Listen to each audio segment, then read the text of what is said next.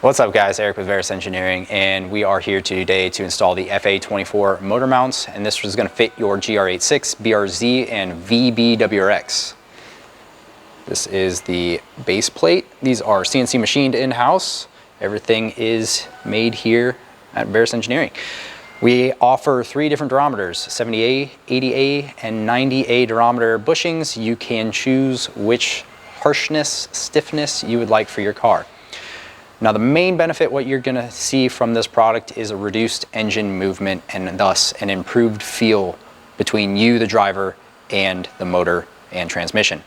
When driving our shop VB WRX, the first thing I noticed when driving it in OEM format was how vague and crappy that shifter felt. Once we installed the motor mounts, that substantially got better. You feel more connected with the car. You actually can feel the car going in and out of gear. It's actually really nice. This did come with some noise, vibration, and harshness, so NVH, which you might read online. And some people may not want that. So if you do not like noise, vibration, harshness, these motor mounts may not be for you. If you want to feel more of what the engine and the transmission are doing, these motor mounts probably are for you. I have not driven our GR86 because it's been down for a lot of development yet, but I'm assuming the similar benefits will happen to that chassis. Let's get with Tom and let's get to the install.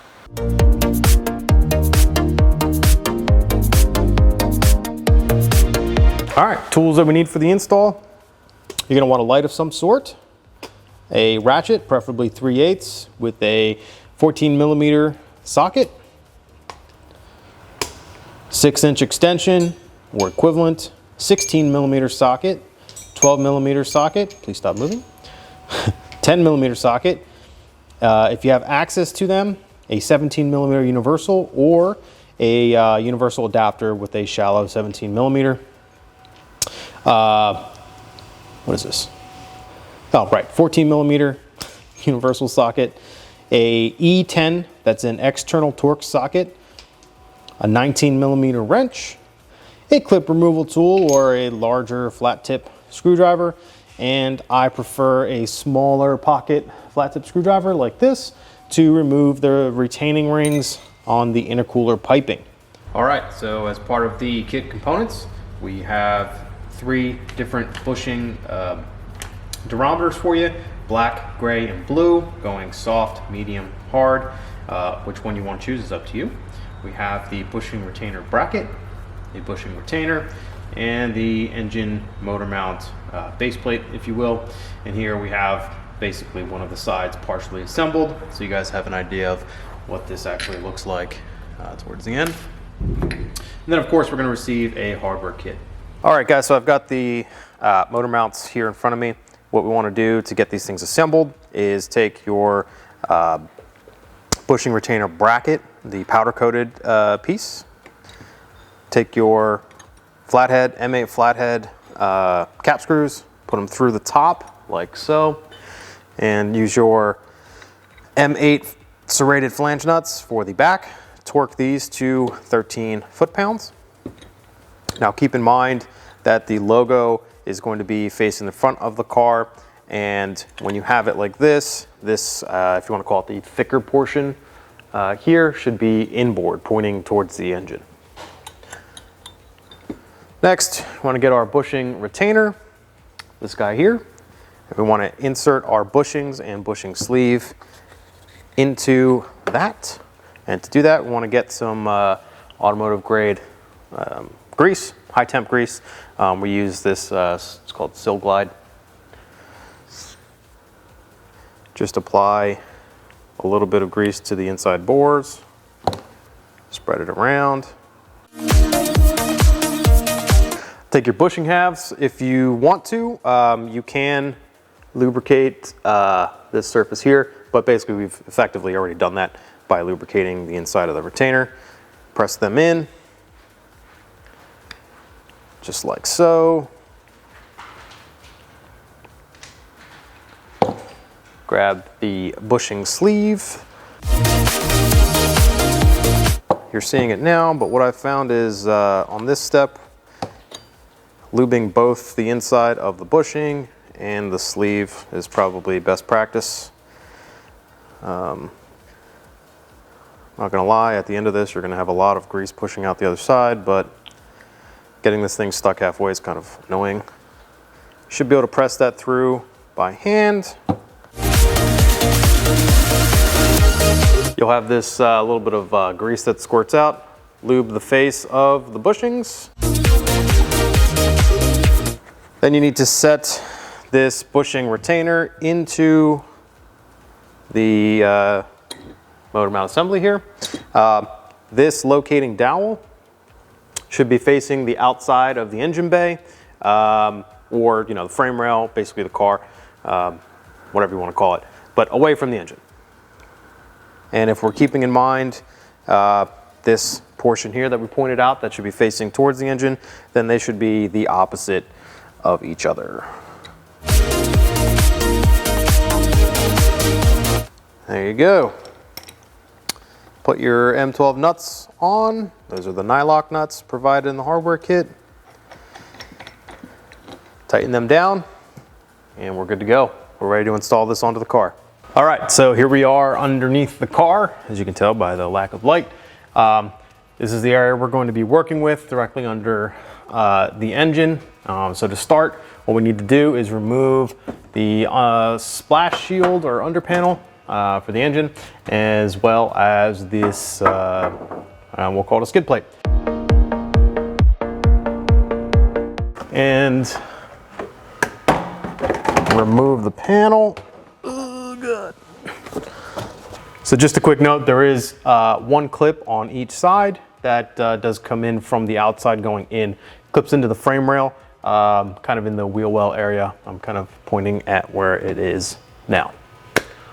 So with the splash guard out of the way, we're going to remove the skid plate. That is going to be held in by 4 12mm bolts. I will show you in a second. They are these guys. They have a really wide flange on the top.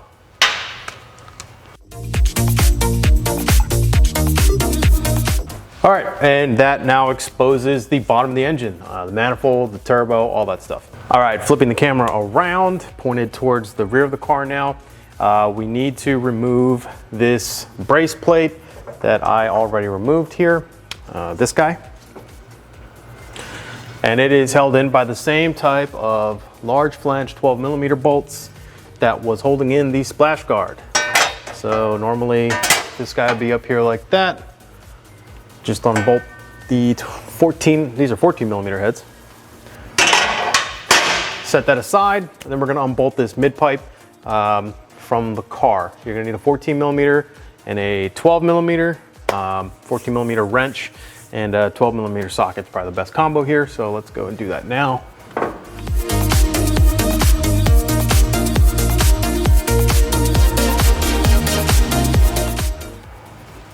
Once you have all the fasteners removed, you can either do this part by hand, or you can use your flat tip screwdriver or panel popper or a clip removal tool and basically just get the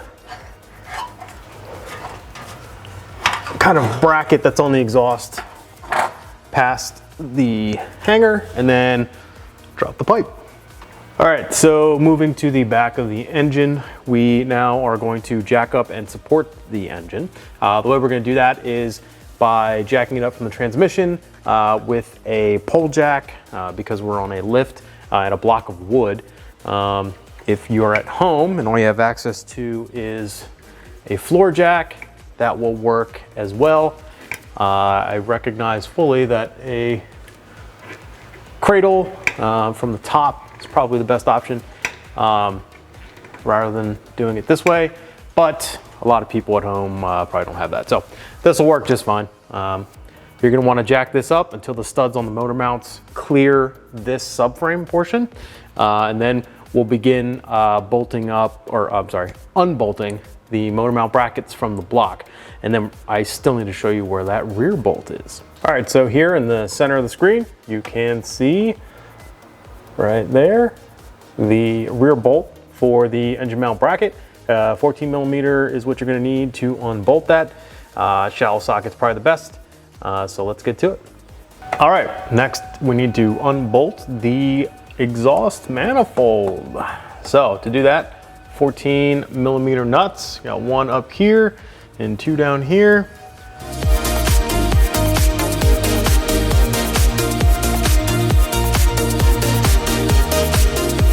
All right, a quick note on the turbo manifold removal. You do want to remove the studs as well as the nuts. That will allow the entire manifold to slide down because there are obviously 3 studs on each exhaust manifold port going to the head.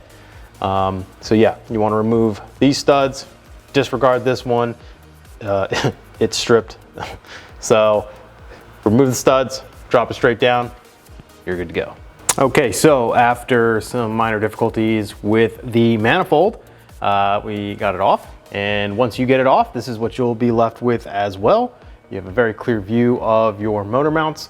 And what we want to do now is unbolt fully those 17 millimeter nuts that are obviously attached to these studs going through the cross member. There's one here and one here. We're going to pull them out. This is what the bolts look like. Maybe, possibly. I'm sorry, I said bolts, I meant nut. All right, here is the stud that is attached to the engine mount. I do have the engine mount already unbolted from the engine, but I'm going to show you exactly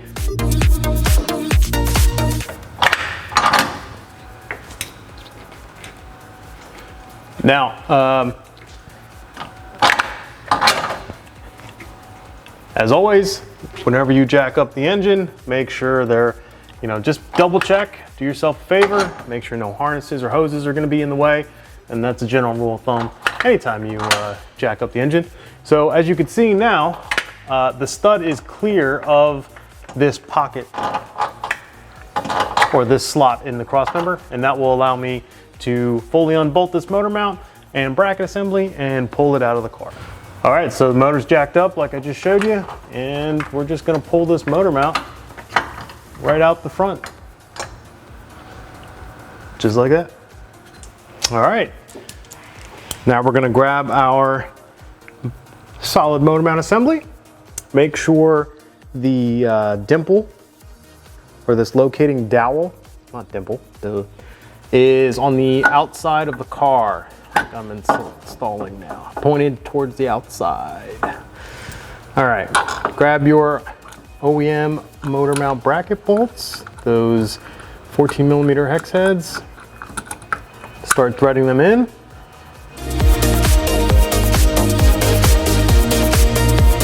Okay, so what I like to do here now is just by hand kind of bottom these guys out. You want to still be able to wiggle the motor mount around. What we're going to do now is go ahead and lower the engine back down and make sure that that dowel pin lines up with the slot that's in the subframe.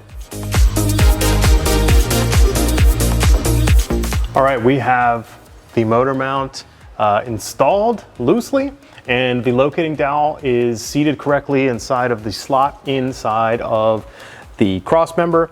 Next thing we want to do is torque the motor mount bracket bolts to the factory spec, which is here. And then, assuming you've been doing both sides at the same time now, if the other side is also installed, you will now be able to install your, where's some light here, M12 hex head cap screw that is supplied in the hardware kit. And basically you're just going to thread them through just like the nut and stud combination on the stock engine mount, like so. And you're going to torque that to this spec. And that's it for the motor mount install. All right, guys, as I stated before, once you have all of the 2 motor mount bracket bolts torqued, and you have the M12 hex head cap screw torqued to the torque specs that were provided, that's it. You're all done with the install. Obviously, if you only did one side, you'll want to repeat the process for the other, and go ahead and reinstall all of your factory components in reverse order, and you're ready to go. So as always, it's been a pleasure. If you guys have any comments, questions, or concerns, be sure to email us at sales@verus-engineering.com. Until next time, we'll see you later.